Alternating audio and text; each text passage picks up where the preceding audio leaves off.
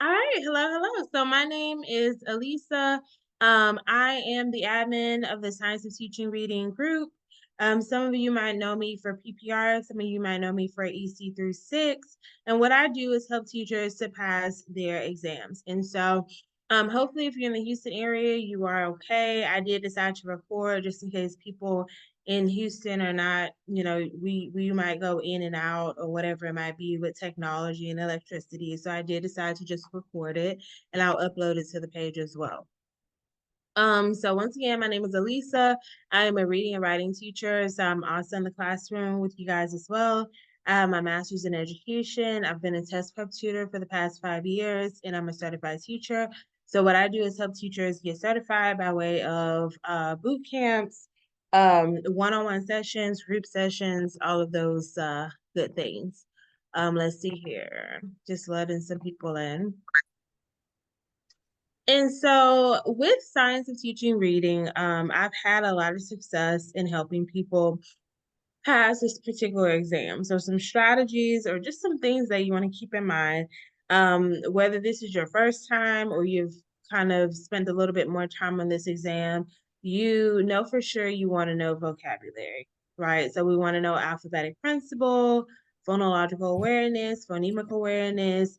We want to know fluency. Um, there's a lot of questions on phonemic and phonological awareness, so just making sure you're aware of that. You also want to read and annotate the competencies. We'll be looking at a study guide to kind of put things into perspective. I know you guys probably have a lot of study guides, but be aware of that, right? You don't want to overwhelm yourself with so many resources that you start to miss out on what's really, really important. With these longer form questions, I would say using that highlighter feature that they give you on the exam is going to be helpful, because while I might say, hey, make sure you read the question 2 and 3 times, if it's a longer question, you probably won't. So it's going to be important to make sure you highlight the key things they're asking you for, whether it's the grade level. If you have an ELL question, then you want to make sure you highlight the proficiency level. Do not change your answers. I know that that is kind of easier said than done, but you have to really consider keeping your answers the same. It significantly lowers your score. And then just make sure you use the highlighter and strikeout tool if available. Definitely make sure you keep those things in mind. All right. So recommended resources. And of course, resources are subjective. You have to be mindful of how you best study. I get emails all the time about, what's the best resources to use for this exam? Well, it depends. If you are a visual learner, then looking at videos on YouTube will probably be helpful. You need to actually see it. If you are a hands-on kinesthetic learner, then you actually need to practice the questions, probably more than others. I think everybody needs to practice the questions, but if you know you're hands-on, then you might need to get your hands on a practice exam to kind of start you off with your studying. So I think the study guide is good. They give you questions that's very similar to what you're going to see to the exam on the exam. 240 I know can be overwhelming. They do very well when it comes to giving you like a lot of information. But you kind of got to weed through because it can become a lot. For my kinesthetic learners, I would say certified teacher is great because you need to be practicing with questions that you're actually going to see on the exam that are very similar. For those of you who have taken my STR bootcamp, you would want to look at files that's in the Google Classroom, of course. Another big thing, before we move on, what have you guys been using to study so far for Science of Teaching Reading? What have you been using to study so far? Go ahead and put your answer in the chat. What have you been using to study so far?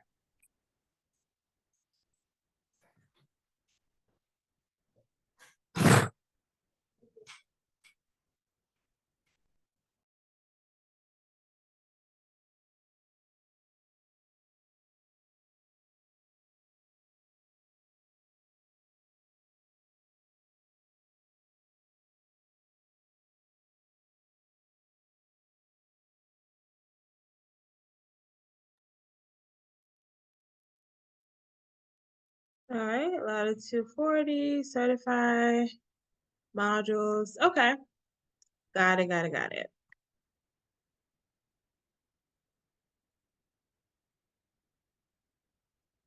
One of the other things you want to consider is definitely developing a study plan. That's going to be important. Define your content areas that you struggle with, so your strengths and your weaknesses.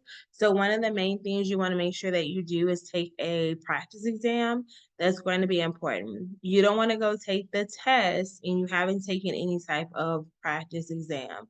So I definitely recommend that you do that as well. And studying, especially, if you suffer from any type of anxiety like I do, I'm not good with studying for long, long periods of time. So about 30 to 45 minutes, I will study. Monday, Wednesday, Friday. I will typically study about an hour or hour and 30 minutes on the weekends. And then I don't study on Saturdays, I study on Sundays. But once again, you have to do what works for you and just commit to that study plan. Because, if you start off not, fully committing to the study plan, you kind of feel defeated before you've even started. So just make sure you develop a study plan that you know you can stick to and just like really stick to it.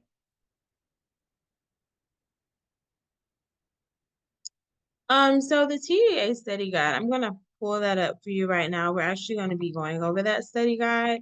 You're not seeing anything on the screen right now. So how many of you have actually used the TEA study guide? Put yes in the chat if you have, put no if you have not.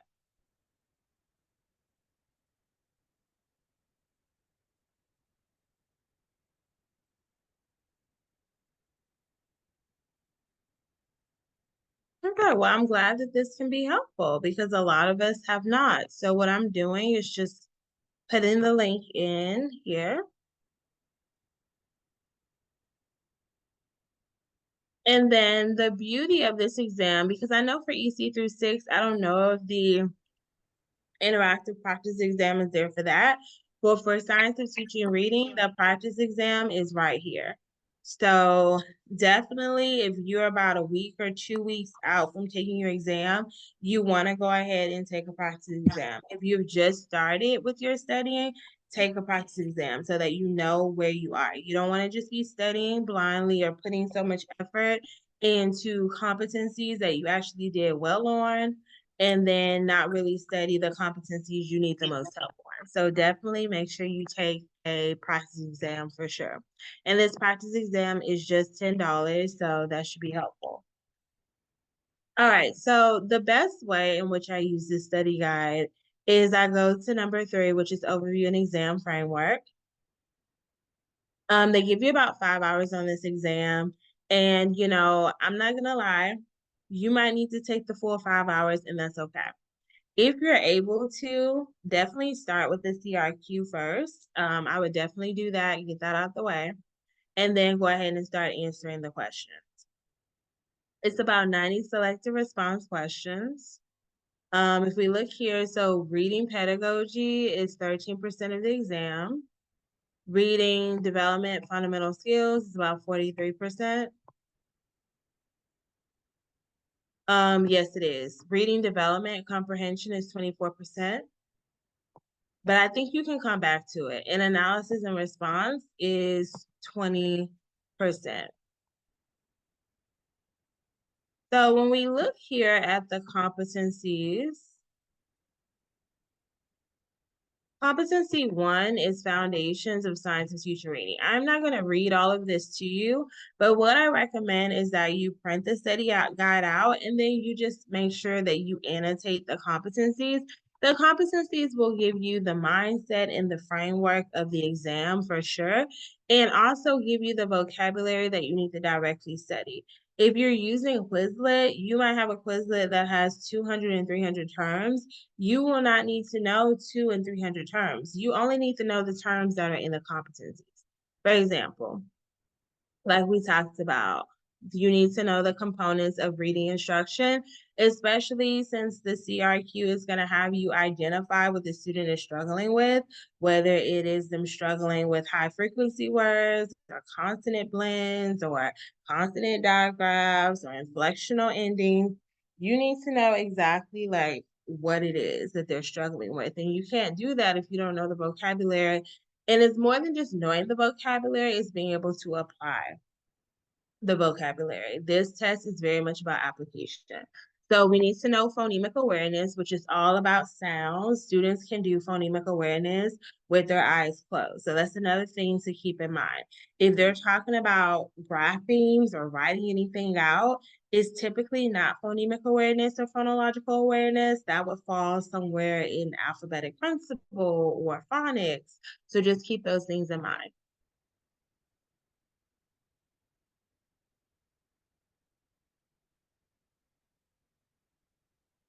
I think yes, because at the end of the day, you should be able to read the competencies and be able to see how it correlates to the question, in my opinion. You have phonics, which is dealing with spelling, fluency, which is speed, rate, and prosody, so expression, and vocabulary and text comprehension. We also want to know pre-reading stage or pre-alphabetic stage. So we have the stages of reading, which is initial reading and decoding, or partial to full alphabetic stage. We want to know transitional, which is confirmation and fluency stage, consolidated alphabetic stage. So all of these different vocabulary words, you want to make sure that you write them down and just have a good understanding of what they are. All right. So let's go ahead and move on to competency 2, which is about foundations of reading assessment. Okay. And with assessments, you need to know summative assessment. You have to know diagnostic assessments, pre and post assessments, right? We need to know various dimensions of reading comprehension. So using oral retellings, written responses, or text-based questioning. So once again, there's just a lot of different information in the competencies. So definitely read them, annotate them, pull out any keywords, and make sure that you define them. Demonstrate knowledge of key assessment concepts. So validity, is the test valid? When we ask if is a test valid, does it measure what it's supposed to measure? So if you taught theme, the test should be about theme, not inferences or context clues. Reliability, equity, and testing. Okay. So as we keep going here, we see oral language. Oral language is speaking and listening. It talks about phonological and phonemic awareness, which is competency 4. Print, concepts and alphabetic knowledge, phonics and word identification skills, syllabication and morphemic analysis. We have reading fluency, comprehension, and then comprehension of literary text, which is, plot, development, and using a Venn diagram and exposition and fiction and things like that, poetry. And then you have comprehension of informational text. And then competency 13 is where we get into the analysis and response. And with me doing my STR bootcamp this weekend, we will be covering all of the competencies as well as the CRQ. Because I know the CRQ is what everybody's like, oh my God, I need to make sure I have enough time and all that stuff. So that would definitely be covered. Let's see. Well, I'm glad it helps you pass the PPR. I love it. Love that for you. All right. So let's go ahead and move on here. Let's see.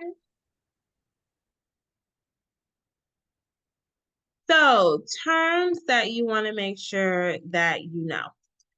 We need to know phonological awareness, phonemic awareness, alphabetic principle, fluency. So with fluency, you never want to pick a book that's on a student's frustration level. So remember that when you're answering questions. Instructional and independent level, vocabulary development, assessments, reading comprehension. All right, so let's go ahead and get into our PowerPoint here.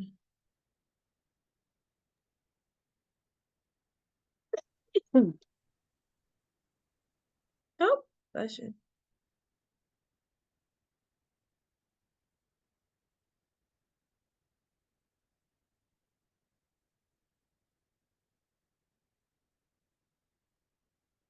All right, so let's go ahead and get into our PowerPoint here. Let me share my screen, all that good stuff.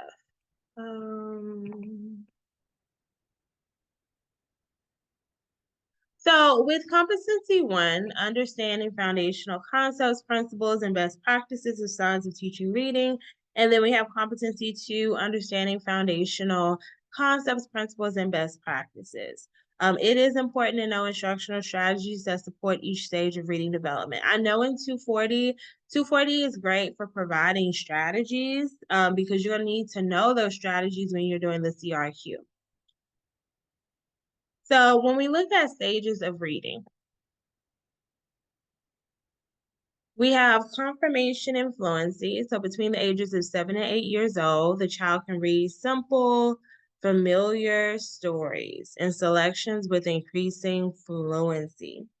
The teachers and parents have to model fluent reading for students by reading aloud to them daily and asking students to read the text aloud, right? And you will see that the learner skills are extended through those guided read alouds and repeated and monitored oral reading. Next, we have the reading to learn, and that's 9 to 13 years old. And at this stage, we're putting a lot of emphasis on reading to learn and writing for different purposes.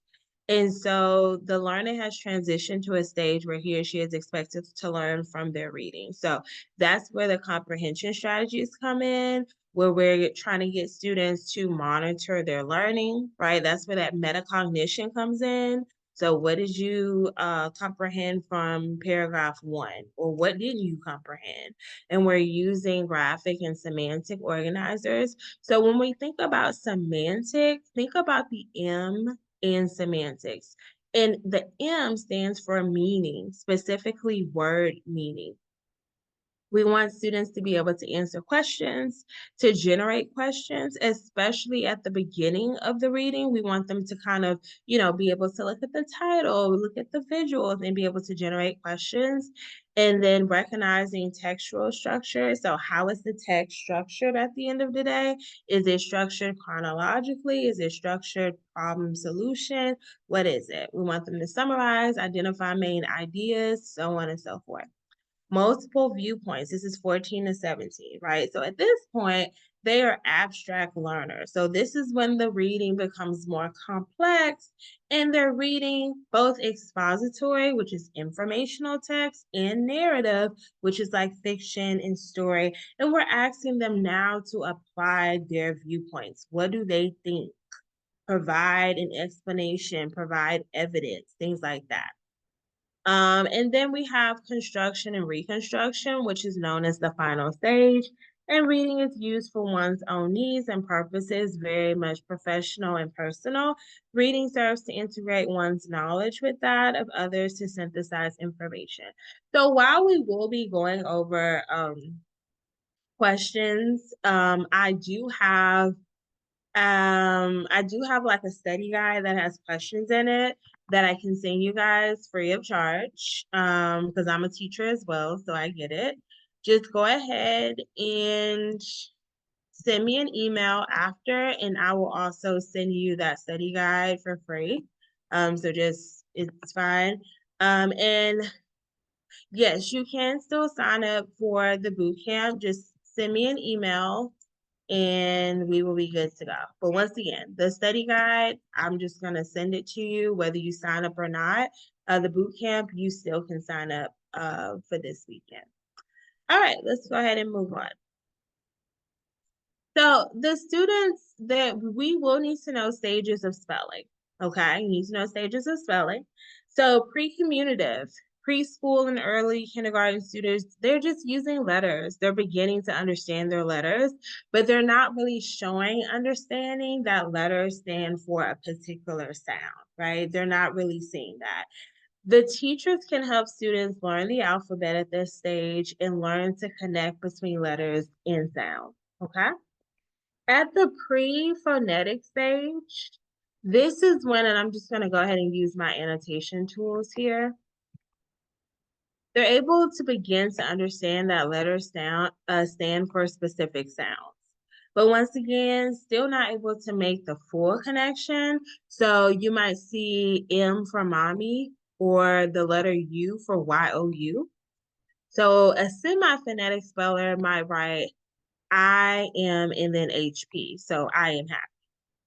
We can continue to emphasize the connections between letters and sounds, and will help children listen for all the sounds they hear in a word. They continue to expose children to the conventions of writing, including using capital letters, writing from left to right, things of that nature. Next, we have phonetic. Phonetic is when you have late kindergarten or early first and grade students, they are spelling like they hear, right? So phone, they would spell it F-O-N instead of P-H-O-N-E. Of would be spelled U-V instead of O-F. Cake would be spelled K-A-K for cake.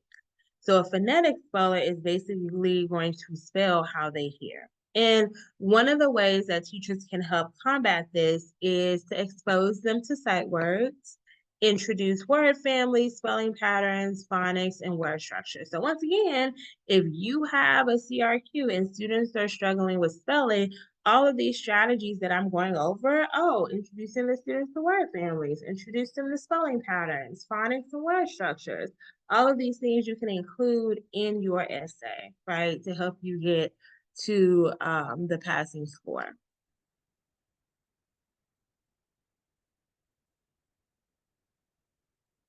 So let me go ahead and just answer out loud.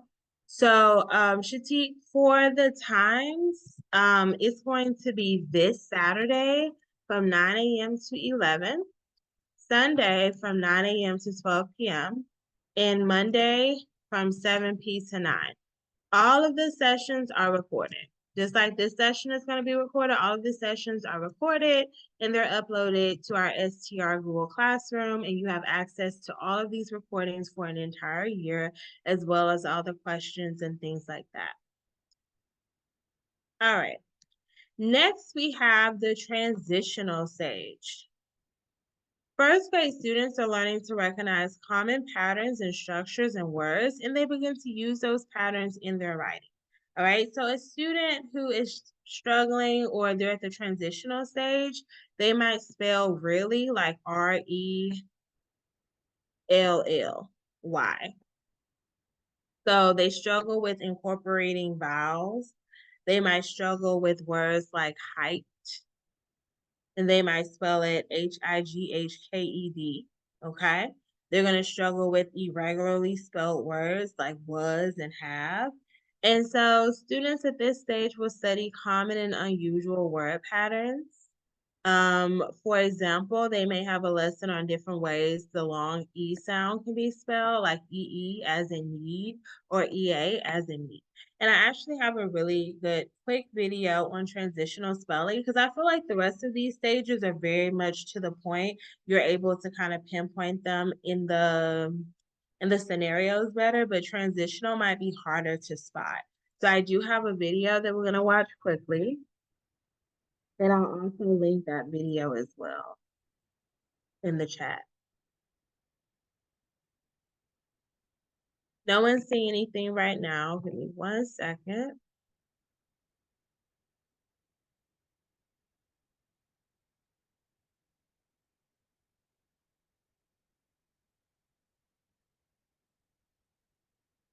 I do love to find videos on YouTube as well because I'm a visual learner. And then I also have to make sure that I practice the questions as well. So let me see.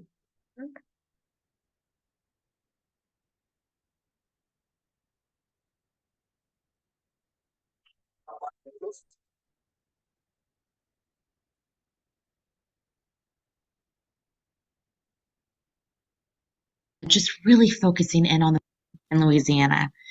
Our mission is to improve the life chances of all children, especially those at high risk, by increasing school success. We believe that all children, empowering educators, find reading. The past few weeks, the Science of Reading tidbits have been talking about the various stages of spelling development. They are pre-communicative, semi-phonetic, phonetic, transitional, and conventional. Today, we're going to be discussing the transitional spelling stage. In the transitional spelling stage, the age range is typically from 6.5 to 11.5. Most common words are known. Vowels are present in every syllable. A greater understanding of common letter patterns. A better understanding of affixes. That's prefixes and suffixes. And nasal sounds are sometimes represented before consonant sounds. And remember, a nasal sound is the letter M, which makes a sound, the letter N, the sound, and the letter NG, which is really tough, especially for people in the South to really make that sound, but it's really pushed back in the nose. The students at this stage are really taking what they know and applying it to longer multi-syllable words. They really focus in on morphemic strategies, and that's really taking the knowledge of the meanings of words to influence the spelling. And that's really falling into the line of those prefixes and suffixes. These are two samples of transitional spelling. You can see that even though the skill of the transitional speller can range from 6.5 to 11.5 years old, this is kind of the difference. So this would be definitely more of a 6-year-old, and this would be moving up in age. And this looks more of like, to me, 3rd through 5th grade work. So you can definitely tell that the students are representing in the syllables a vowel. And then if you look over at the students' work that seems to be older, you can definitely tell they need some more support and maybe some suffixes and the spelling patterns of the various vowels. So how can you help your student? Again, continue working on the various vowel patterns. Is it a vowel? Is it a walker versus a whiner? And that particular video is actually on our YouTube and Facebook account. You could check that out for support. Is an architrave vowel? Just really focusing in on those vowels for students will help them decide as they break apart the word and they realize it's multi-syllable, are they using the correct vowel to be able to spell the words? Explore various spelling patterns. Start really having those students, when they are in this level and transitioning to the transitional stage, of adding that into their word work. Or if you are a teacher that likes to use rotations or jobs in your classroom, this would be a great time to have them explore, notice word sorts. Also, looking at the students on when to drop the letter E and add ing. What do they do if they want to add ed to the end of the word? So again, really working on those suffixes and how to spell them and what that generalization rule can be. Thanks for tuning in to the transition. All right, so hopefully that made sense. I like that the video is short and to the point, and it gives examples. So let me see. You said, are these things to work at teacher table and reinforce in center rotations? Teacher table. Okay. What do you mean by like the teacher table? And I'll respond in the direct message. I just wasn't sure about that. Okay. So let's see here.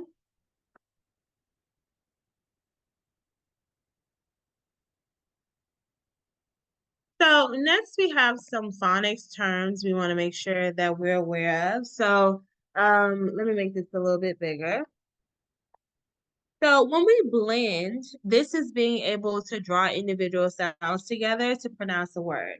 So you have snap. So blended together reads snap. Then you have a digraph. And these are very important terms to know and be able to apply for your CRQ, right? So if students are struggling with digraphs or consonant blends, one of the ways that you get a high score is being able to give it its specific name, showing how well you know the pedagogy. And just instead of saying, oh, they struggle with like the three letters in the word, like, no, they struggle with a trigraph. They're struggling with graphemes, right? So really being able to apply and use the vocabulary is what's going to help you score. A trigraph is a single sound that's represented by three letters. So you see it in match, TCH. Okay, so let's look at the assessment type, and then we're going to go ahead and look at some questions. Assessment types. Diagnostic is to assess or diagnose a learner's current knowledge base or current views on a topic issue to be studied in the course. Benchmark is given periodically, so at the beginning, middle, and end, and it's to measure progress towards a standard or set of teach. Formative is to give during the instruction, right? It's typically in the form of an exit ticket. Summative is the sum of all knowledge. So it typically looks like the end of an instructional unit exam, final exam. You have formal, which are systematic database tests. So formal is typically going to be, benchmark tests, STAR exams. Then you have informal. These are spontaneous forms of assessments that can easily be incorporated to day-to-day activities. So, checking for understanding, looking at facial expressions, seeing how students are, talking with each other, right? How they're making conversation. All right. So let's go ahead and get into some questions here. Give me 1 second.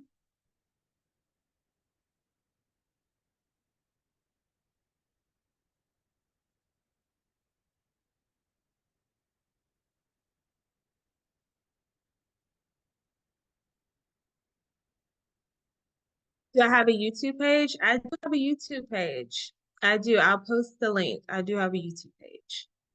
Let's see here.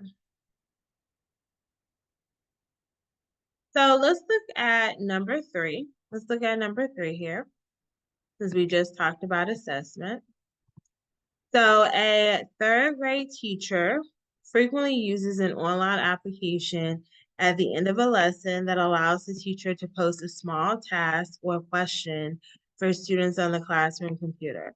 For example, after a lesson on prefixes, the teacher posts 3 base words and asks students to change the meaning of each word by adding an appropriate prefix from the lesson. Throughout the day, students post their individual responses for the teacher to view. In this scenario, the teacher is using technology for which of the following assessment purposes? So formative assessment, diagnostic assessment, summative, or screening. Go ahead and reread if you need to, and then put your answer in the chat.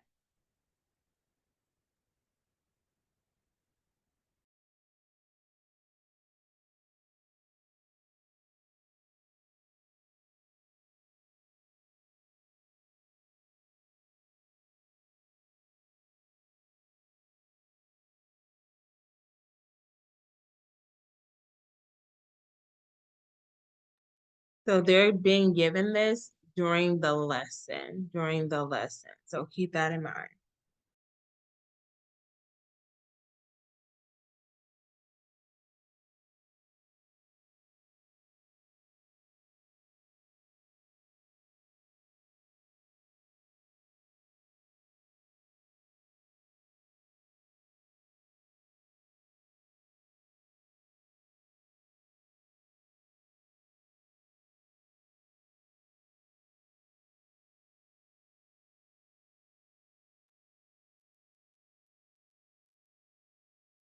All right, so let's talk about this. We got different responses here. So the answer is going to be A, formative, right? Because this is something that the teacher gives them throughout the lesson, which is typically like an exit ticket. It might be, I need you to write a quick response.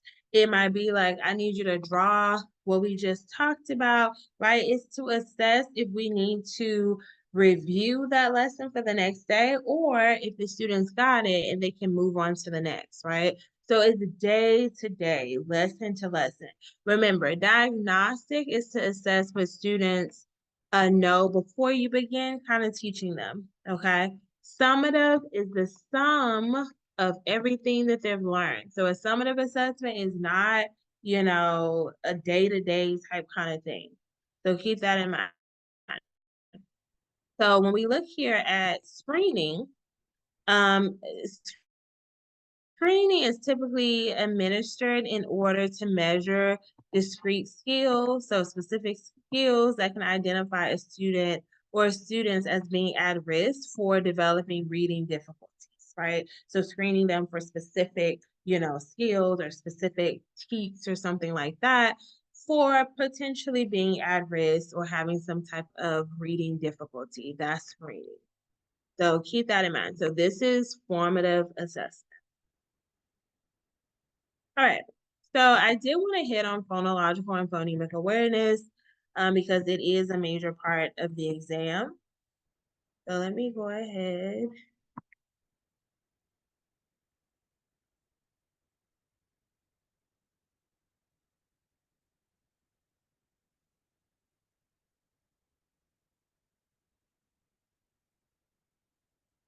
All right. So when we look at phonological awareness is this overarching umbrella that covers a wide range of activities. So when we look at phonological awareness, it is the meaning and the ability to recognize and manipulate the spoken parts of words. So what this looks like is rhyming, recognition, recognizing alliteration. So it's like alliteration is the repetition of consonant, like the initial consonant sound. So Peter, pickled, pan, right? It's like a repetition of a consonant sound. So that is alliteration. Segmenting a sentence into words, so breaking down that sentence into words. Identifying the syllables in a word, blending and segmenting onset and rhyme. So when we look at onset and rhyme, if you have the word name, the onset of name is going to be N because it's the initial sound or the initial letter. And then everything else after that is going to be rhyme. For example, if you had dream, so you have the word dream, DR is going to be the onset. This is the consonant blend. And then everything else is going to be the rhyme. So keep that in mind. All right, is blending and segmenting onset and rhyme. Next, when we go into phonemic awareness, and another thing, keep in mind with phonological and phonemic awareness, the students can do this in their sleep, not in their sleep. They can do it with their eyes closed, right? So you can rhyme with your eyes closed. You can break down a sentence with their eyes closed, things of that nature. So when we look at phonemic awareness, it is a subset of phonological awareness. Don't get them confused. Phonemic awareness refers to the specific ability to focus on and manipulate individual sounds in spoken words. All about the sounds. So when we look at phoneme isolation, recognizing individual sounds and words, for example, tell me the first sound in pace. And then the student would say, then you have phoneme identity. Recognize the common sound in different words. For example, tell me the sound that is the same in bike, boy, and bill. Then you have phoneme categorization, recognizing the word with the odd sound in a sequence of 3 or 4 words. For example, which word does not belong? Bus, bun, rug. Of course, they would say rug, right?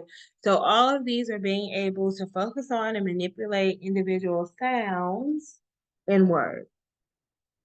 All right, so let's go ahead and I want us to watch a quick video, and I'll also put the link in. I'm big on videos, visuals, things like that.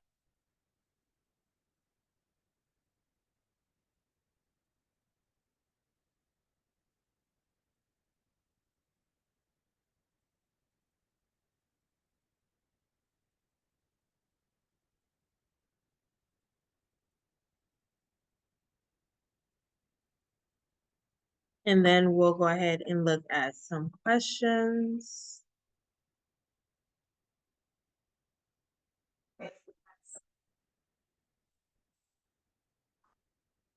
Is short.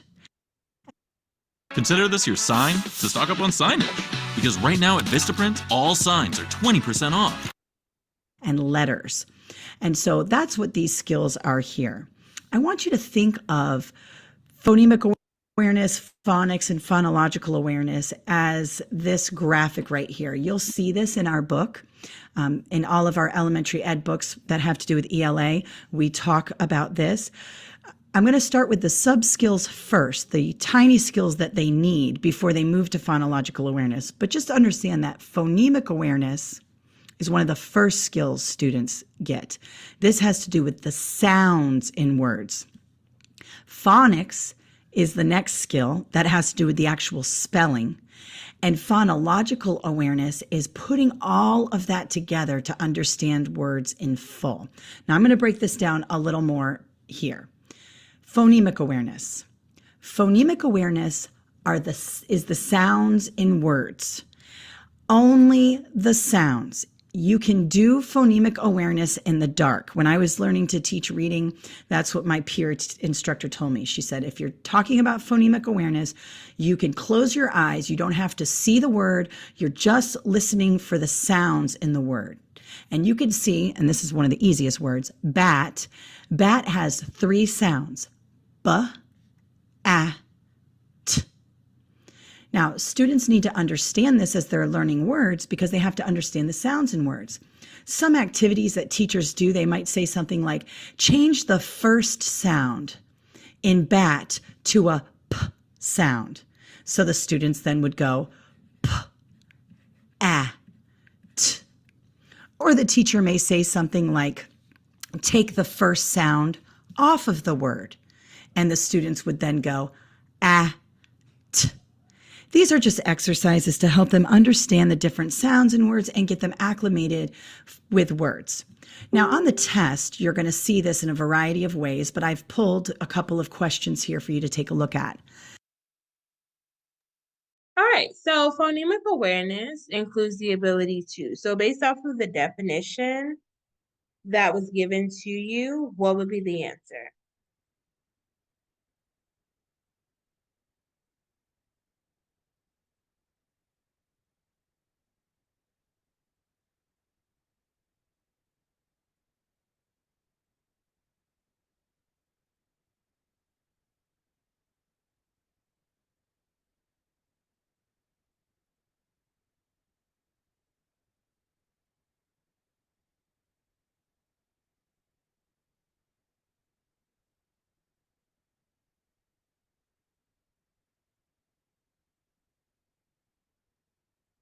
Yes, it is about pronouncing individual sounds in words. It's about sounds. Nice word. Sounds. Sounds have to do with phonemic awareness. So anytime you see phonemic, think sounds. All of these other answer choices here, compound words, this has to do with the structure. And with phonemic awareness, we're dealing with the sounds. Spelling, remember I said before, and we're going to get into this more in a second, spelling has to do with phonics, and you have spell and spell here. So D would be out, B would be out. Compound words is a more complex skill and does not have to do with phonemic awareness. So A would be out. What's this? My new pony, and I love him. Yeah, no, thank you. And see, if I remembered that phonemic awareness has to do with sounds, pronounce individual sounds in words. Like they'll give you a scenario in a question and you'll have to figure out what the students and the teacher are doing. So you can see here we have a scenario. A teacher is helping students understand rhyme in words. She uses words like sound, found, hound, and round. She and the students are working on a lesson that focuses on. All right, when you're ready, go ahead and put your answer in the chat.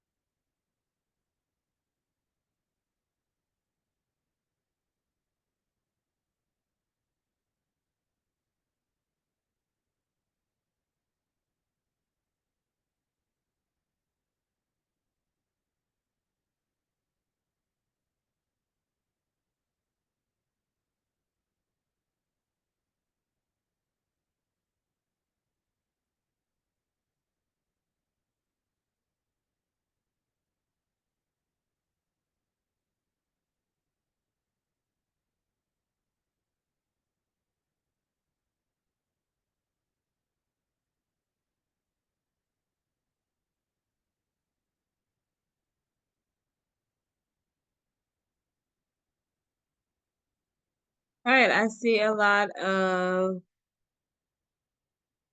A. Now, this is a little bit different than just talking about the rhyme has to do with the way words sound.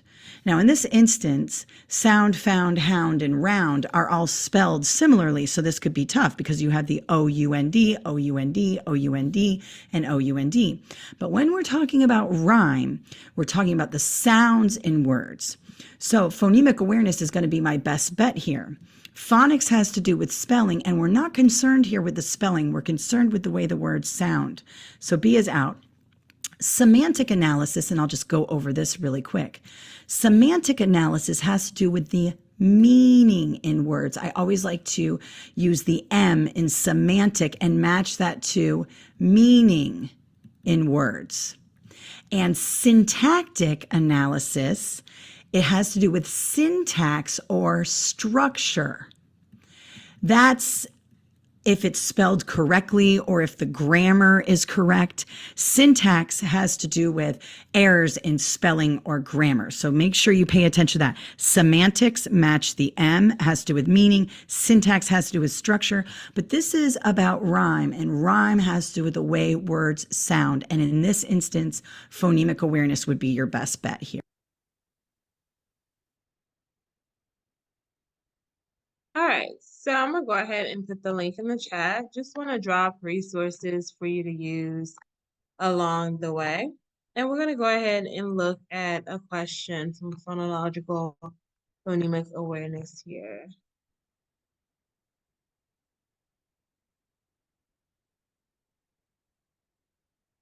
All right, let's look at number 6.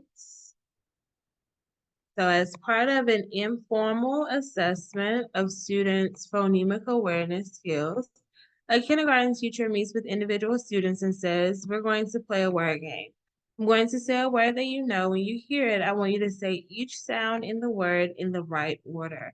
For example, if I say fan, you should say fan. The teacher then helps the student practice the procedure using the practice words Ian, sat, and top. After meeting with each student, the teacher reviews students' performances and notices that several students perform similarly on the assessment. A representative sample of their assessment results is shown below. Given the information provided, which of the following student activities will be most appropriate for the teachers to include when planning differentiated instruction to promote the students' growth in phonemic awareness? I'm going to highlight what's important, and when you're ready, you just go ahead and put your answer in the chat.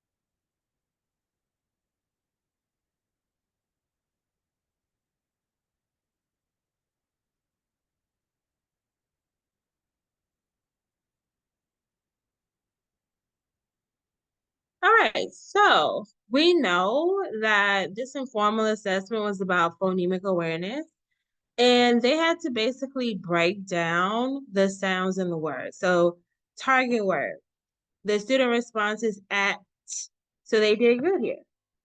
For men, they pronounce it in, so not in, right? So they don't pronounce the first, middle, and ending sounds. They just break it up as the first and last sound. Same thing with line. They don't break up the middle, the beginning, middle, and end. It just seems like it's the beginning and then the end. Same thing with hot. They don't say hot. It's just hot, right? Same thing with gum. It's not bro. It should be uh, right? So breaking up all of the letters and the sounds. So that would be hot. So making sure that they're able to identify and match initial, medial, and final sounds of words. And the key words here should have been sounds, right? Because since we're talking about phonemic awareness, and literally that's the only answer choice that has sounds in it. So anytime we're talking about phonemic awareness, we want to think about sounds. We want to think about sounds. So let's see here. So it says A is correct. As described in this scenario, asking students to say each sound in a word in the correct order is an example of a phoneme segmentation task, right? So being able to break down the word in individual sounds, okay?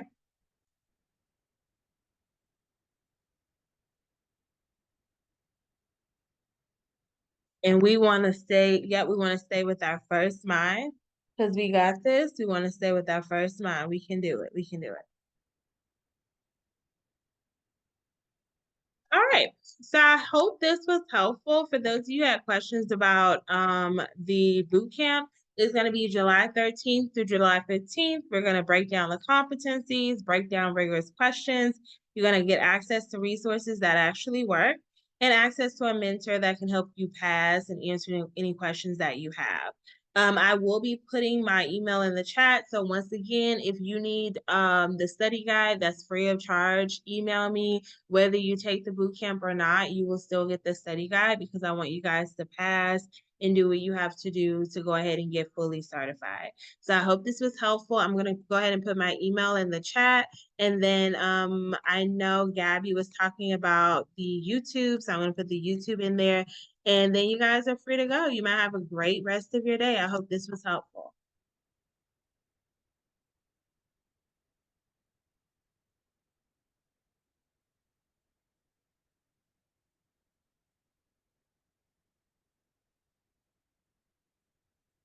Bye. Have a good rest of your day.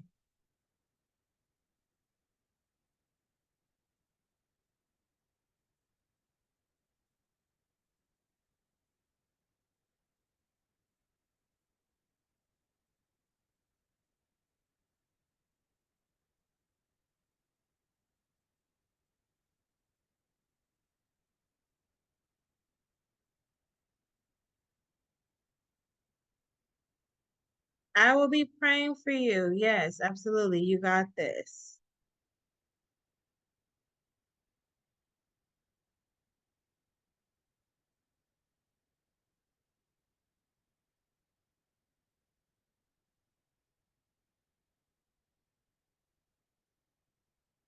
Yes. What's your question?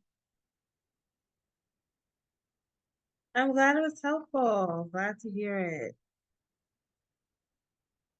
So I just put never mind, that was the wrong link. They should give you a breakdown of your CRQ score. Typically, it's out of 8 points, right? So if you see that you got let's just say 4 out of 8, that means the first person gave you 2 points, the other person gave you 2 points.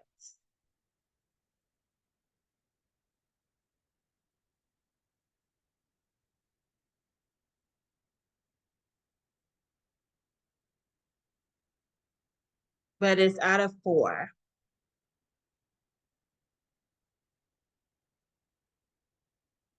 No, the 233 was your overall score. They should have given you a breakdown on the CRQ. But you can always email me your score reports. I can look at it.